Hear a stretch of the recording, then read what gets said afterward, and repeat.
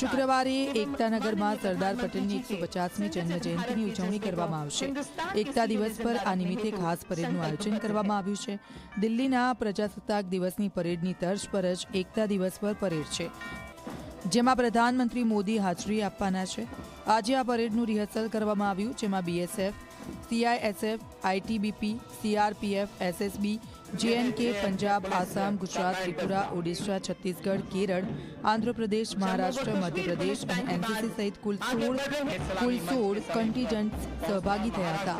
Gujarat કેડરના SP Simran ભારદ્વાજે પરેડની કમાન સંભાળીને નારી શક્તિનો મજબૂત સંદેશો આપ્યો હતો. બીએસએફના ઇન્ડિયન ડોગ્સ પણ પરેડમાં જોડાયા અને દિલધડક કરતબ દેખાડ્યા.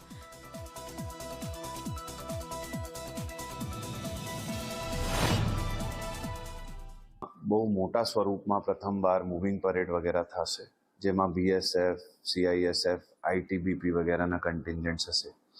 એની સાથે સાથે 10 ટેબ્લો બનાવવામાં આવ્યા છે. સાથે સાથે કલ્ચરલ પ્રોગ્રામ્સ પણ થશે.